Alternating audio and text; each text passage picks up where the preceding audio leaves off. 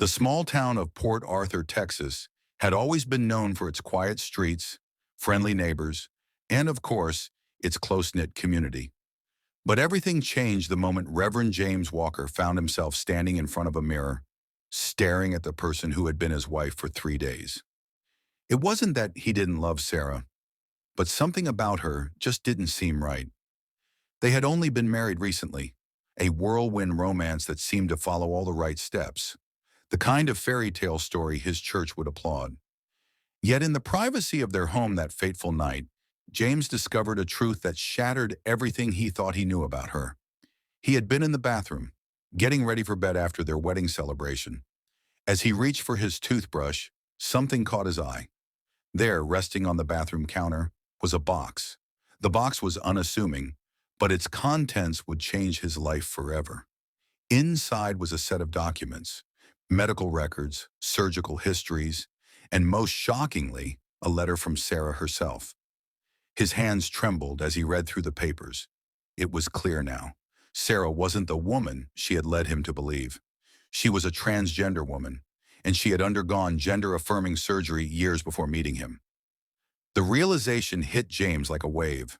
His chest tightened and his mind raced. The woman he had married, the woman he had kissed, held, and promised to love for the rest of his life, was not who she said she was. He felt betrayed, confused, and above all, furious. He had always prided himself on being a man of faith, someone who preached love, honesty, and truth. But this felt like a violation of the very foundation of his beliefs. The anger burned within him, growing by the second. He couldn't fathom how Sarah had deceived him, how she had kept this secret for so long. He needed answers. He stormed out of the bathroom and into their bedroom, where Sarah was sitting on the edge of the bed, unaware of the storm that was about to hit. James confronted her immediately. His voice was sharp, filled with an emotion he couldn't control. "You lied to me. You deceived me." Sarah's face paled as she saw the papers in his hand. "James, I can explain," she said, her voice shaky. "Explain? How could you not tell me?" His voice cracked with the weight of the betrayal. Before Sarah could speak another word, James's anger took over. His hand reached for the knife on the nightstand. His mind went blank as the red-hot fury consumed him. He lunged at her, stabbing her again and again, 50 times, each strike fueled by rage, confusion, and the belief that everything he knew had been a lie. It wasn't long before the sound of sirens filled the quiet streets of Port Arthur. The neighbors had heard the screams, neighbors who had known James for years, who had trusted him as a man of God. They had no idea that behind closed doors, a nightmare was unfolding. When the police arrived at the house, they found Reverend James Walker standing over his wife's lifeless body. His hands were covered in blood, and his face showed no sign of remorse, only the wild look of a man completely consumed by his emotions. Detective Rachel Matthews arrived at the scene shortly after, her years of experience telling her that this case wasn't as simple as it seemed. At first glance, it appeared to be a crime of passion, but something about the way James was acting didn't sit right with her. She could see the anger in his eyes, but there was also something else, a deep, unresolved pain. Matthews took a deep breath and approached James, trying to keep her tone calm. "Reverend, can you tell me what happened?" James looked at her, his eyes empty. "She lied to me. She wasn't who I thought she was." The words hung in the air, heavy and full of meaning. Matthews could sense there was more to the story, but for now all she had were the facts in front of her. A man enraged had killed his wife, 50 stab wounds. There was no sign of forced entry, no robbery, just a crime that seemed driven by an overwhelming, irrational need for revenge. As the investigators began processing the crime scene, Matthews knew this wouldn't be an open and shut case. There were too many questions, and something about the way James was acting made her feel like there was more to this than just a murder. She needed to dig deeper. Detective Rachel Matthews spent the next few days piecing together the details of the crime.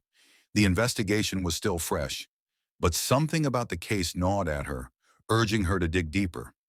Reverend James Walker had confessed to killing his wife, Sarah, but the circumstances surrounding her death were far from clear.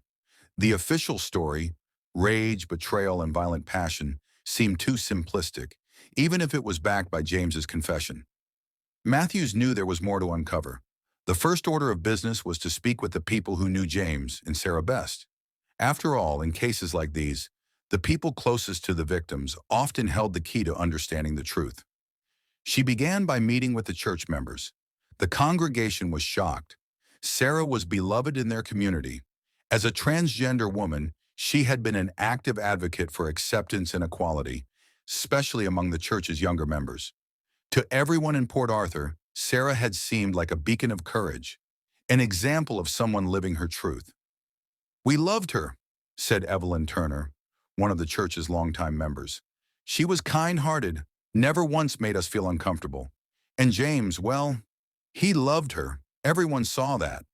But when Matthews pushed for more details on Sarah's relationship with James, the answers grew murkier. "James was always so devoted to her," Evelyn continued, shaking her head. "They seemed happy, but sometimes he would pull away. I don't know what it was. There were moments, I guess, when he seemed distant, but nothing that would make us think something like this could happen." "Did anyone ever notice anything unusual?" Matthews asked, studying Evelyn's face for any sign of hesitation. Evelyn paused, clearly uncomfortable. "Well, I did hear a few rumors, but you know how that goes in a small town. People like to talk." Matthews leaned in. "What rumors?" "Some people said that James wasn't always honest with his congregation about certain things," Evelyn whispered. "I heard that he might have been questioning his feelings, even before they got married." This was the first mention of James's potential doubts, and it caught Matthew's attention.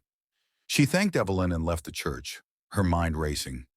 If there had been any truth to these rumors, it might explain some of James's actions. Maybe the anger wasn't all about the deception, but rather his own internal conflict, one that had been brewing long before that fateful night. The next day, Matthews met with Dr. Alan Hayes, the local therapist who had worked with Sarah on several occasions. Matthews knew that therapy records were confidential, but with the investigation underway, she hoped Dr. Hayes would be willing to cooperate. "Detective, I have nothing but respect for Sarah," Dr. Hayes said as they sat in his office. "She was an extraordinary person, and she worked hard to reconcile her past with her present." "Did she ever talk about her relationship with James?" Matthews asked.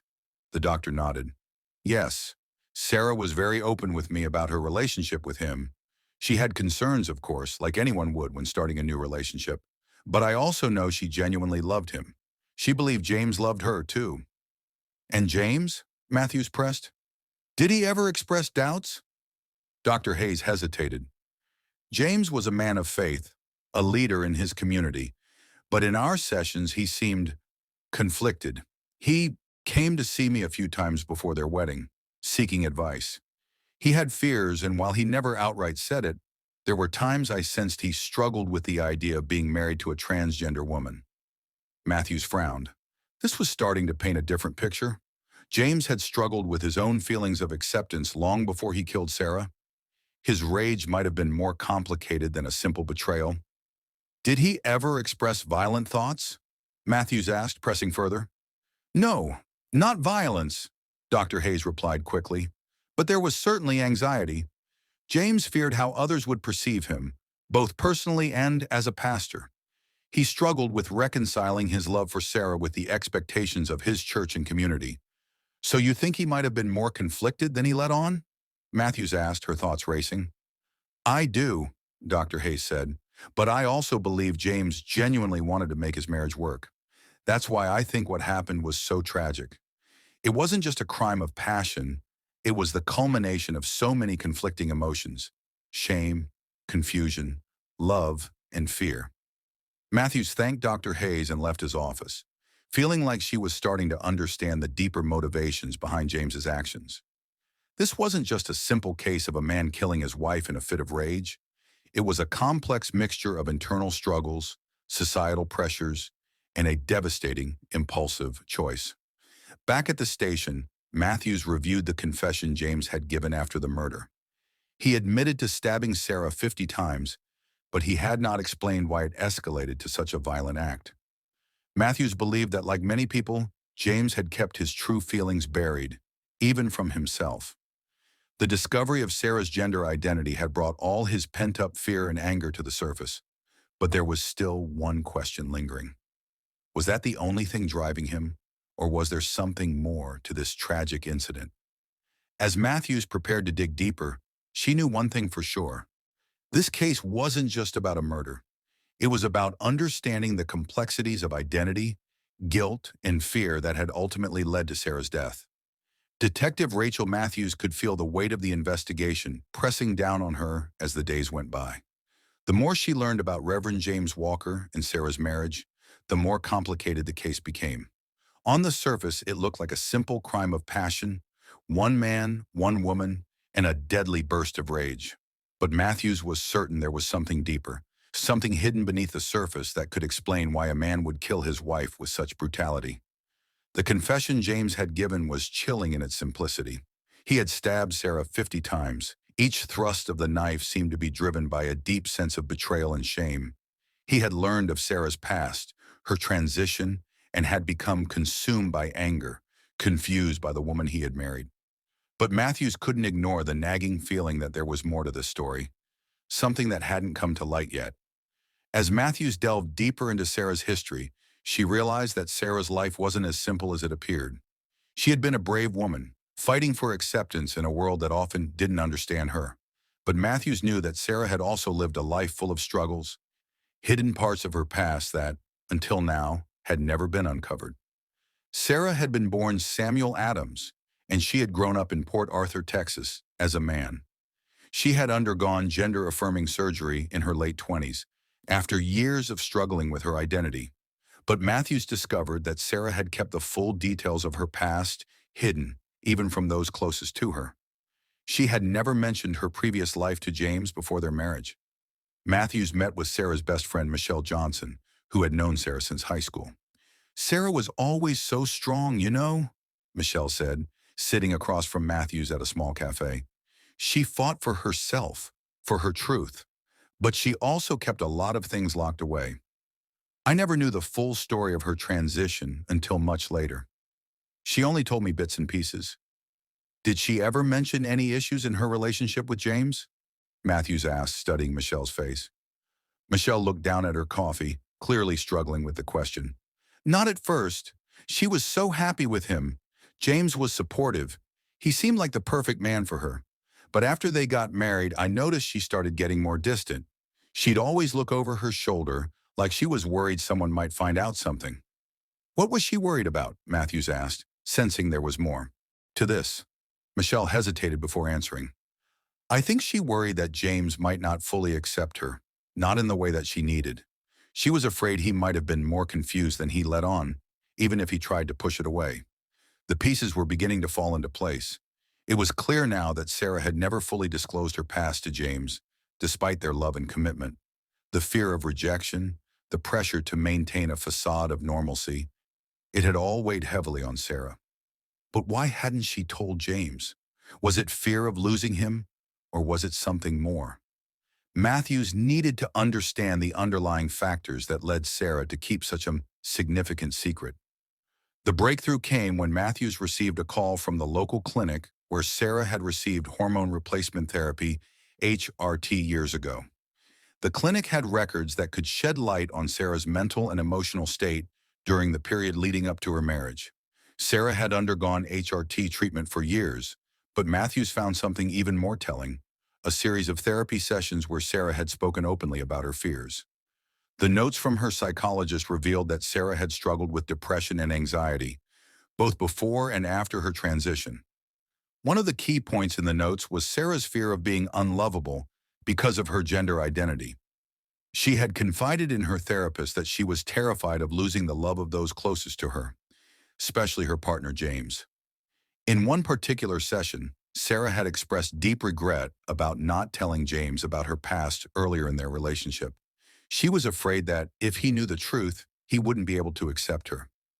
"I don't know if he'll be able to see me as the woman I am, or if I'll always be a man in his eyes," Sarah had told her therapist. Matthews could see now that Sarah's fear wasn't just about James's acceptance of her as a transgender woman. It was also about the fear of rejection, the fear that her past would always overshadow her present, and the fear that James would never truly love her if he knew everything. Sarah's internal struggle had become a burden too heavy to carry alone, and Matthews wondered if it was this very fear that had kept her from revealing the truth to James before they got married. As Matthews continued to dig into James's past, she learned that his behavior had been more erratic than anyone had realized. While he had been a respected pastor and pillar of the community, there had been moments when his faith and convictions seemed to waver. It was clear that James had struggled with his own doubts, especially about his marriage to Sarah. James had been raised in a conservative, religious family where traditional gender roles were emphasized. In his mind, marriage was between a man and a woman, and the idea of being married to someone who had transitioned was not something he had ever considered. Matthew spoke with a former colleague of James, Pastor Richard Grant, who had worked with him for several years. James was always very dedicated to his faith, but he had a lot of internal conflicts, Pastor Grant explained. When he first met Sarah, he was impressed by her, but as their relationship progressed, I think he started questioning whether he could truly accept her past. He never said anything outright, but I could see the confusion in his eyes. "What do you mean by confusion?" Matthews asked, intrigued by the insight. James was torn between his love for Sarah and the teachings of the church. He believed in forgiveness, but he couldn't reconcile Sarah's past with his own beliefs, Pastor Grant admitted. He never said anything to her directly, but I think he was struggling with his own shame and guilt. That's when I started seeing the cracks in their marriage. Matthews now had the full picture. James's rage wasn't just about betrayal, it was about his own identity, his own beliefs, and the pressure he felt as a pastor in a small, judgmental town. His marriage to Sarah had forced him to confront parts of himself that he wasn't ready to face.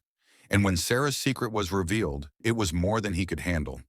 The more Matthews learned, the more she began to suspect that this murder had been a culmination of many unresolved issues. James's confession, though simple in its brutality, was the final act of a man who had been battling with his identity for far too long. His rage had been rooted not only in betrayal, but also in his inability to accept Sarah's true self. The pieces of the puzzle were now falling into place. Matthews could see that this wasn't just a simple case of crime of passion. It was the result of deep-seated fears, cultural pressure, and internal conflict. As Matthews prepared to present her findings to the rest of the investigation team, she knew that the real story behind Sarah's death was far more complicated than anyone had imagined. Detective Rachel Matthews couldn't shake the images from the crime scene. The violent aftermath of the murder, a man consumed by his rage stabbing his wife 50 times in a frenzy, left her with more questions than answers. The case had become increasingly complex, and Matthews could no longer look at it as a simple crime of passion. There were deeper layers, and she was determined to uncover the truth behind the tragedy that had unfolded in Reverend James Walker's home. Matthews returned to the scene of the crime, hoping that revisiting the house would give her new insight into the chaos that had occurred. The house was large, the kind of home one might expect from a man of James's stature, a respected pastor with a well-paying job. The living room, however, was eerily quiet, the silence amplified by the knowledge of what had transpired in the bedroom just a few feet away. Walking through the house, Matthews paid particular attention to the bedroom where Sarah had been found. The bed was disheveled, and there were bloodstains on the sheets, but what caught Matthews' attention were the broken objects on the floor. Lamp fragments, shattered glass, and what appeared to be a family photo frame, now cracked open. It looked like a scene of destruction, both physical and emotional. The forensic team had already processed the scene, but Matthews decided to go over the evidence again herself. The autopsy report had confirmed that Sarah had been stabbed 50 times, and while many of the wounds were concentrated around her torso, there were also injuries to her arms and legs, as though she had tried to defend herself. One detail stood out: the depth of the wounds. They weren't superficial. The knife had pierced deep into her flesh, indicating extreme force. But it wasn't just the wounds themselves that struck Matthews as significant. The forensic report noted that Sarah had died quickly from blood loss, but there was a surprising detail. Traces of another substance were found on the skin beneath her fingernails. It wasn't blood, but something else entirely. Matthews wondered if these traces could point to a struggle or a defensive move on Sarah's part. Detective Matthews? A voice broke her concentration. It was Officer Harris, the forensic specialist assigned to the case. You'll want to take a look at this. Matthews followed Harris into the small study room where he had laid out some new evidence. Harris handed her a folder with several photographs and a set of documents. Matthews flipped through the folder and froze on one particular photo, a surveillance camera image from the house's security system. It showed Sarah and James walking through the living room just 2 days before the murder, laughing together, their hands intertwined. Why is this important? Matthews asked, her brow furrowed in confusion. We checked the timestamps, Harris explained. It was shortly before Sarah's death. Their relationship didn't look like the kind of relationship where a violent altercation would have erupted. This wasn't a man who seemed to be hiding his anger. So what does this mean? Matthews asked, still trying to make sense of it all. It suggests that something happened between then and the murder, Harris replied. Something that triggered James's rage. Maybe he wasn't as calm as he appeared. Maybe Sarah knew something he didn't want anyone to find out. As Matthews continued to investigate, she uncovered more information that suggested Sarah had been hiding more than just her past from James. It wasn't just the trauma of Sarah's transition that James was having trouble accepting. Matthews learned that Sarah had been receiving anonymous letters in the weeks leading up to her death. Letters that appeared to be written by someone who knew her secret. They weren't threatening, but they were unnerving. The letters contained phrases like, "You'll never truly be a woman in his eyes," and "You'll be exposed for who you really are." The letters had been hidden in various places, tucked inside books, slipped into her purse. Matthews could only wonder if Sarah had been living in fear, not just of rejection from James, but of something more sinister. The pressure must have weighed heavily on her, keeping her in constant paranoia, constantly wondering when her secret would be discovered.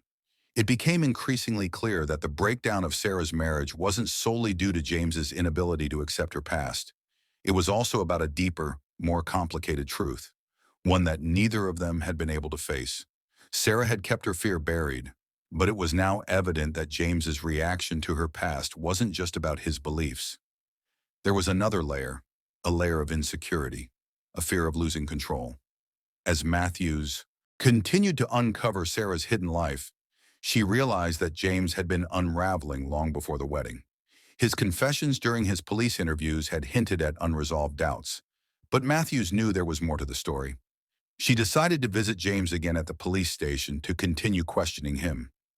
James had been sitting in the interrogation room, his hands cuffed to the chair. His face was pale, his eyes sunken from lack of sleep. He looked as though he hadn't eaten in days. Matthews could see that the guilt was taking a toll on him, but there was something else, something that didn't quite add up. You mentioned in your confession that you couldn't handle what Sarah had done, but we found something, Matthews began, her voice calm and steady. Sarah had been receiving letters from someone, letters warning her about being exposed.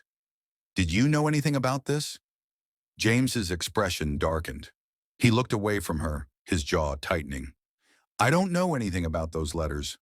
Don't lie to me, James, Matthews said firmly. We know she was scared.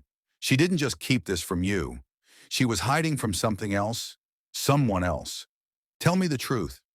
James remained silent for a long moment, his eyes darting back and forth. Finally, his voice broke. I didn't want to know. I didn't want to believe that she was hiding something from me. I thought I could accept her, but the moment I found out the truth, everything fell apart. Why did you kill her, James? Matthews asked, her voice soft but firm. I couldn't handle it, James replied, his voice shaking. I loved her, but I was trapped by my own shame and by the fear that I wasn't enough for her. I thought I could be the man she needed, but I was never the man I thought I was. James's confession revealed something deeper than Matthews had imagined.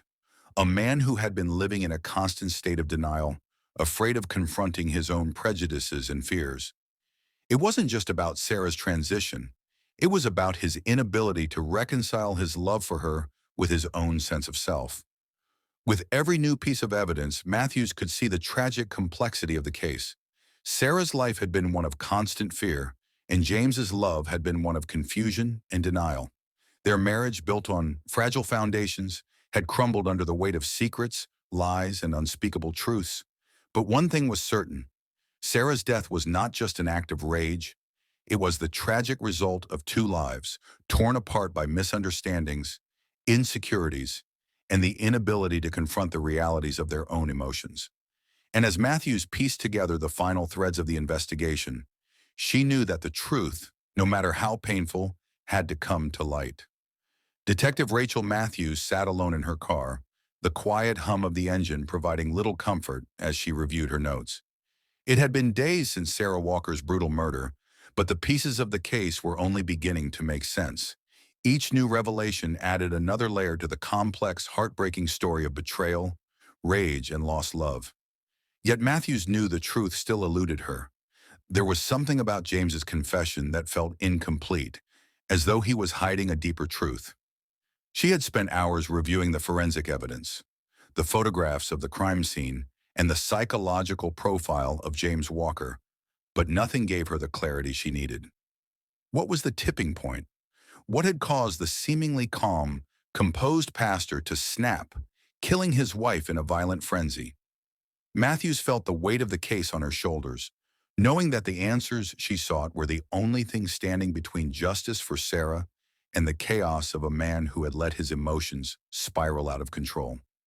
As she sat in her car, Matthews received a call from Officer Harris, the forensic specialist who had been working with her on the case. He sounded urgent. "Detective, you need to come to the station. We found something new, something that might change everything." Matthews' stomach twisted. She hadn't expected any more surprises, but she knew better than to dismiss the possibility of new evidence. With a deep breath, she started the car and made her way to the police station. When Matthews arrived at the station, she was immediately led to the evidence room, where Harris and his team had been working late into the night. Harris was standing by a table, a folder in his hands. He didn't speak at first, just handed the folder to Matthews with a grave look on his face. Inside, Matthews found several new documents, an email exchange between James and an unknown contact. At first glance, they seemed innocuous, but Matthews's trained eye immediately noticed the tone. The emails were dated just a week before Sarah's murder, and they were filled with angry, cryptic language. "Is this it?" Matthews asked, her voice barely above a whisper. Harris nodded grimly. "It seems like James was communicating with someone who knew about Sarah's past. The tone of the emails is, well, it's troubling. It sounds like James wasn't just struggling with Sarah's transition. It's as if someone was feeding his worst fears, pushing him further into a dark place." Matthews read through the emails carefully. The first one was from a sender who had identified themselves only as Alex. The message was blunt. "You're not the only one in this. There's more to Sarah than she's letting on. Don't let her fool you." The second email was even more unsettling. "She's been hiding her true self for years, and you're the last person to know. What kind of man are you to stand by her? Don't you see? You're just being played." The final message in the exchange was chilling. "If you don't act now, it'll be too late. She'll destroy you, just like she destroyed everyone else." Matthew's heart sank. She could see now that James's confession was likely not the whole truth.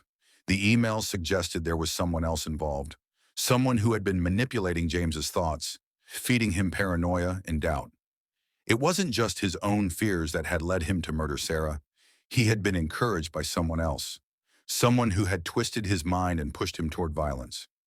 "Do we have a way of tracing this Alex?" Matthews asked. "We're working on it," Harris replied. "But the email's been wiped clean of any personal information. It's from a burner account, and there's no direct link to anyone specific yet." Matthews took a deep breath. It was clear that this case was about more than just James's rage. It was about a web of manipulation, deceit, and betrayal. Sarah's murder wasn't an isolated act.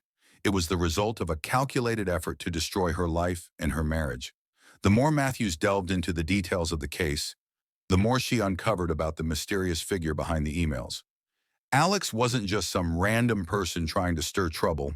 Matthews' instincts told her that Alex was someone who had a personal vendetta against Sarah.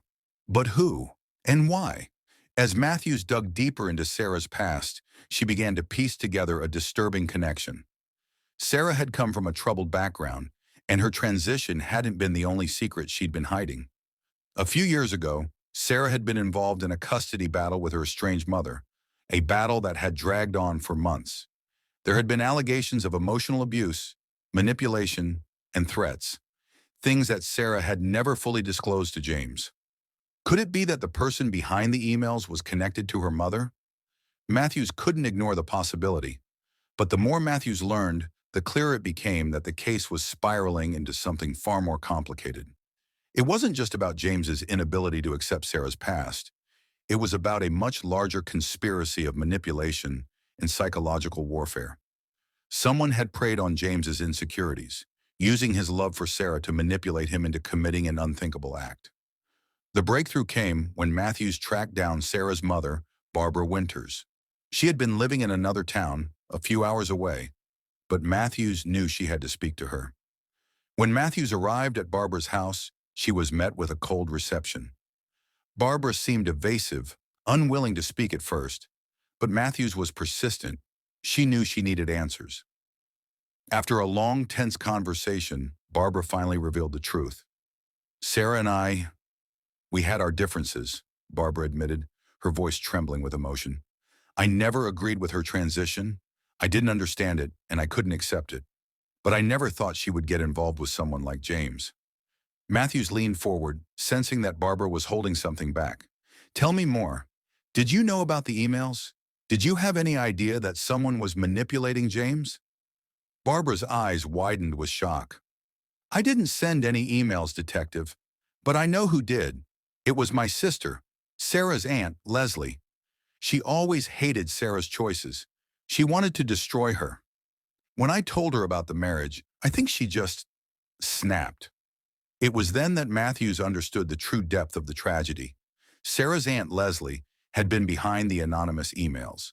She had been the one feeding James's fears, playing on his vulnerabilities, and convincing him that Sarah was hiding something far more sinister than her transition. Leslie had manipulated James into believing that Sarah was deceiving him, that she was going to ruin his life. The anger that James had felt, his confusion and rage, had been a direct result of the psychological torment that Leslie had put him through.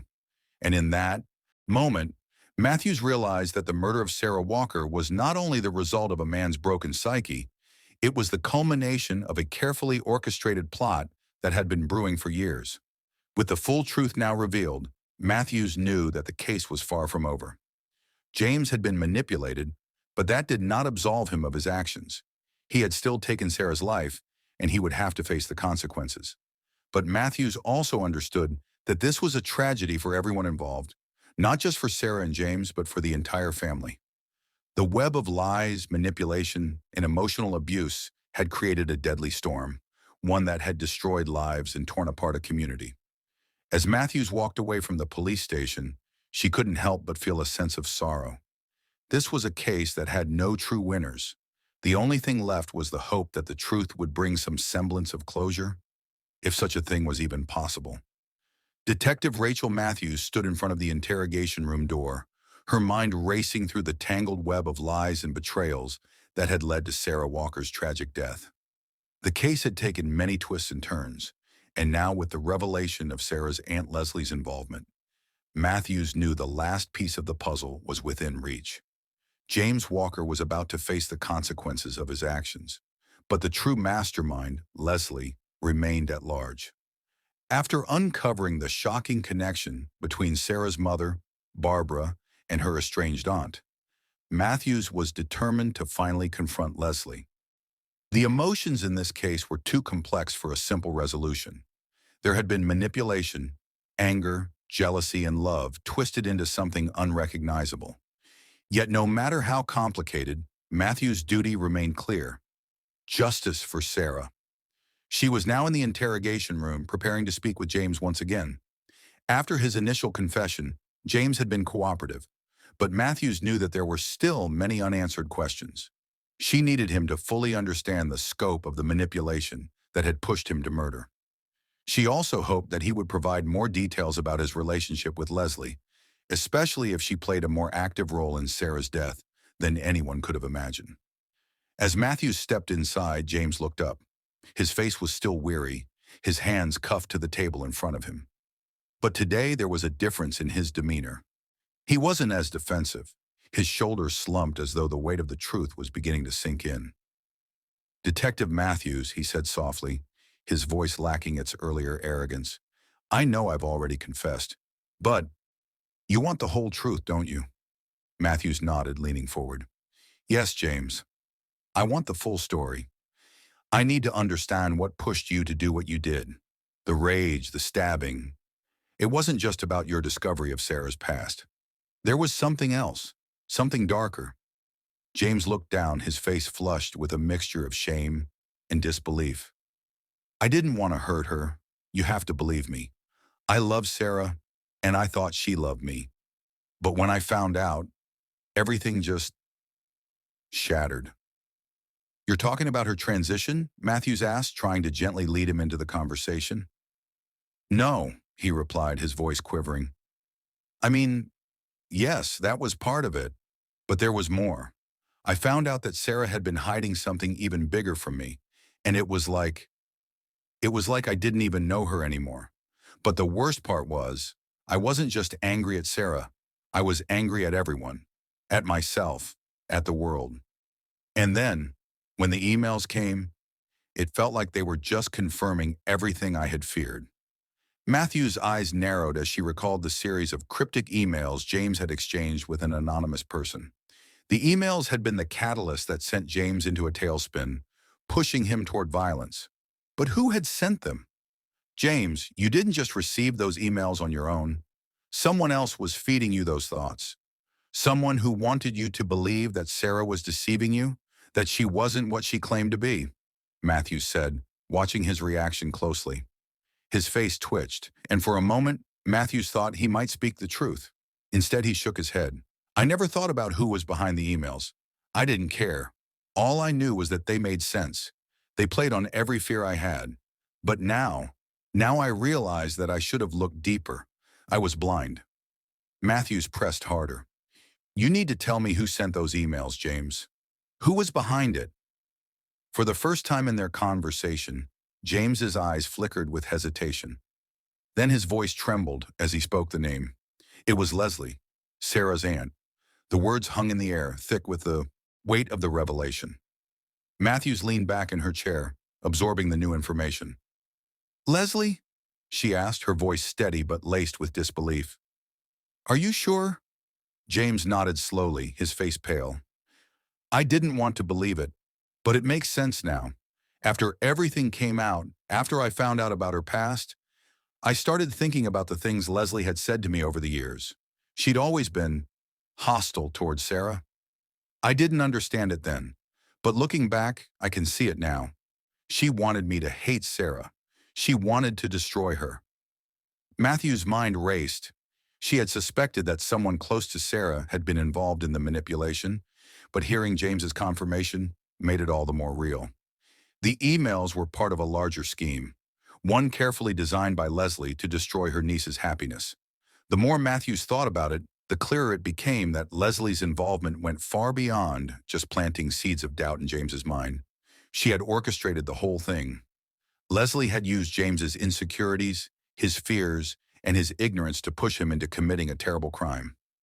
With this new information, Matthews immediately initiated a search for Leslie Winters. She knew it was only a matter of time before Leslie realized that the investigation was closing in on her. Matthews couldn't allow her to escape justice. The search led Matthews and her team to a small town about an hour away from where Sarah and James had lived. Leslie had recently been staying with a friend, but when Matthews arrived at the house, the place was eerily quiet. No one answered the door. A search of the premises revealed that Leslie had fled, leaving behind only a few personal belongings. Matthews stood outside, staring at the house in frustration. She knew Leslie was out there, hiding, running from the consequences of her actions. The deeper Matthews dug into the family's history, the more she realized that Leslie's hatred for Sarah had festered for years. She had manipulated her own niece, using Sarah's transition as a weapon to destroy her life, and now Sarah was dead because of it. "Detective Matthews," Officer Harris called out, running toward her with a phone in his hand. "We found something." Matthews turned toward him, her heart pounding. "What is it?" "It's Leslie," Harris said, his voice grim.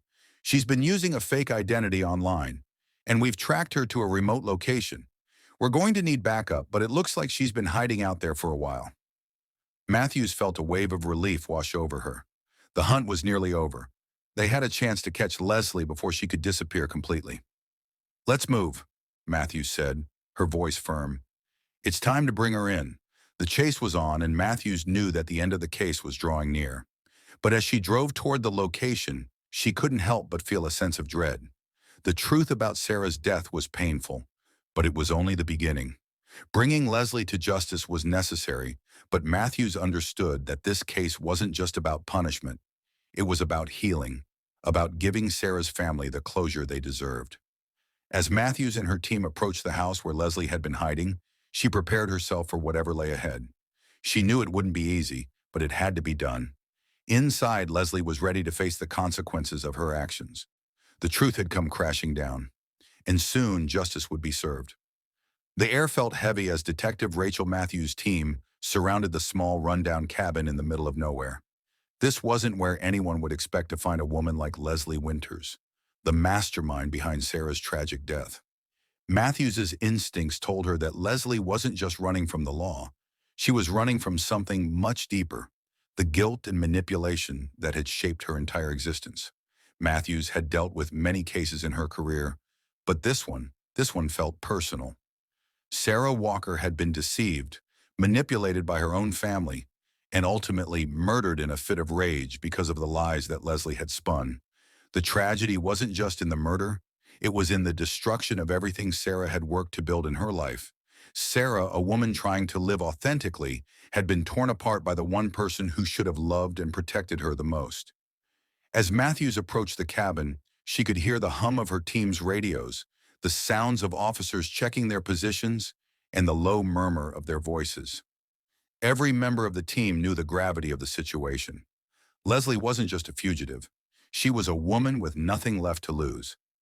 Matthews wasn't sure how far Leslie was willing to go to avoid being arrested, but she wasn't about to let her escape. "Are we ready?"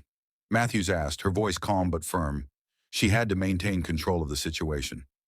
"Yes, Detective," Officer Harris replied. "We've got the perimeter set. No one's getting in or out without us knowing."